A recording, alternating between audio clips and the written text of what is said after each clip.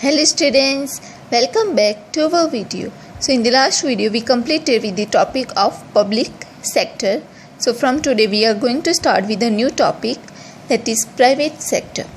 So what is private sector? So private sector is an oldest form of an economy. Business activities itself started through private sector. In the olden days, business activities were managed by the private sector, and the public sector came into existence due to the certain limitations of the private sector and also due to certain special requirements of the time. So even today, private sector is important to our country. Economic development of any nation is mainly due to the private sector. A lion's share of our national income comes from private sector. So the existence of private sector is for ages. So time and circumstances bring changes in private sector, and the government has accepted a positive approach for existence of private sector, and continuous steps are also being taken by the government. So private sector is, in short, we can say that the private sector is one of the oldest form of an economy, and due to certain limitations of private sector, and due to as private sector cannot gather huge investments, that's why public sector came into existence. But even though public sector came into existence, or we can say public sector can do a huge investment, but still the lion's share in our economy, national income is coming more from the private sector than through the public sector, and the government is also taking positive approach for the existence of private sector and continuous steps for changes in the private sector taken by the government. So now let's see the meaning of private sector. When a business is managed by an individual or group of individuals with the objective of earning profit, it is known as private sector. So when a business is managed by the individuals or group of individuals with the motive of earning profit is known as private sector. Individual ownership, partnership, Hindu undivided family, cooperative society and joint stock companies are all parts of the private sector, because all these forms of organization is run by the individual and always with the motive of earning profit. That's why they are known as, they come all under the private sector. Hindu undivided family, then sole proprietorship, partnership, cooperative society, joint stock companies are all the parts of the private sector. Now let's see the characteristics of private sector. So first characteristic is oldest form. Private sector is the oldest form of business units. The existence of business started with private sector, and even today private sector is a very important entity in our economy. So private sector is one of the oldest form of business units, and the existence of business also started with the private sector, not with the public sector. So even today also private sector is very important for our country, or we can say for our economy. Then second is a big share in the economy. Private sector occupies an important place in India's economy. It is difficult to imagine economy without the private sector.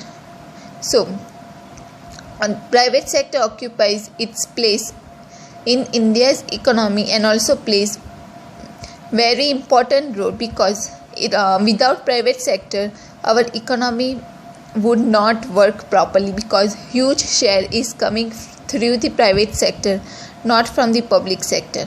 So private sector provides a big share in the economy.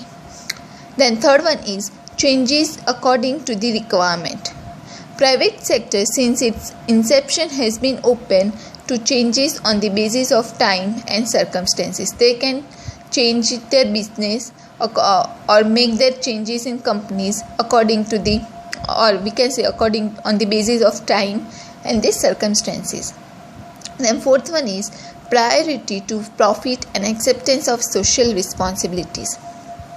The main objective of private sector is profit, but also accepted social responsibilities.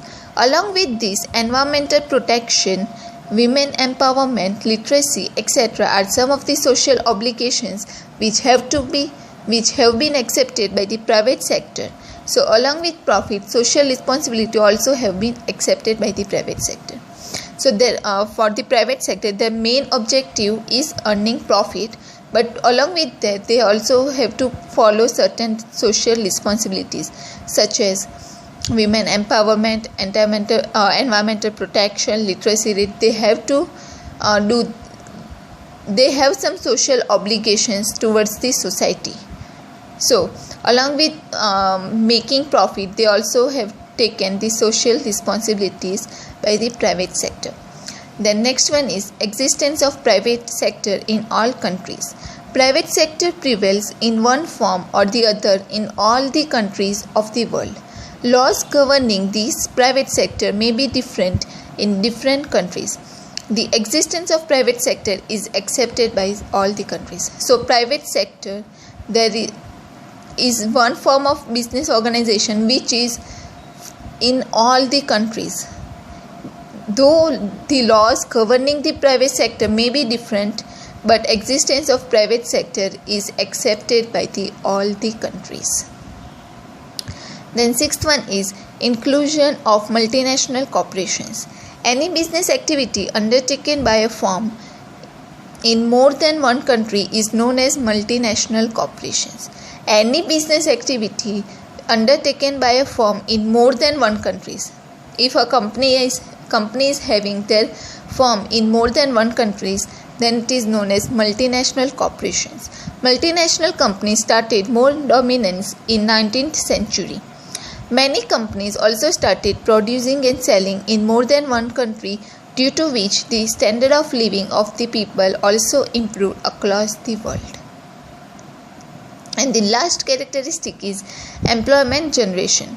Private sector provides maximum employment opportunities to the people around the world even today. Due to the expansion of economic activities, people get more employment opportunities, leading to rise in people's income and standard of living. So private sector also provides maximum employment opportunities to the people around the world even today. So these were the following characteristics of the private sector.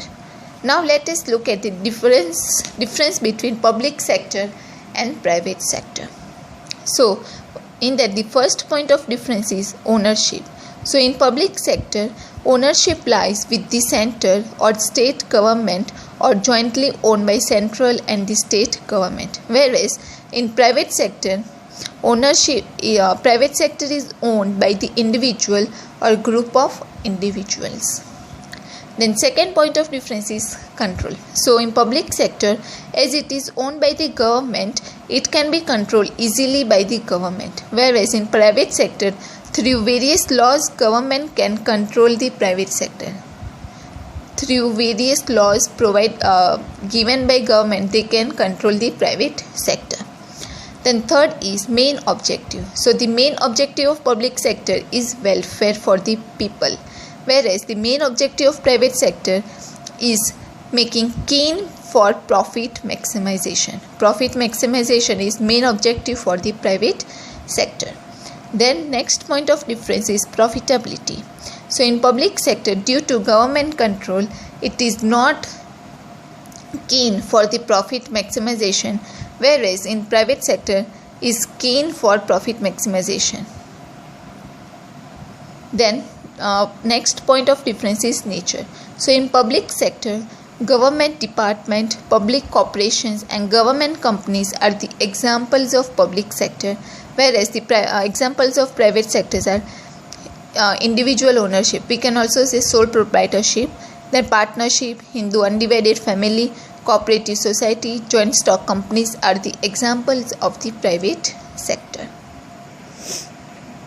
So with this, now we are done with the topic of the private sector.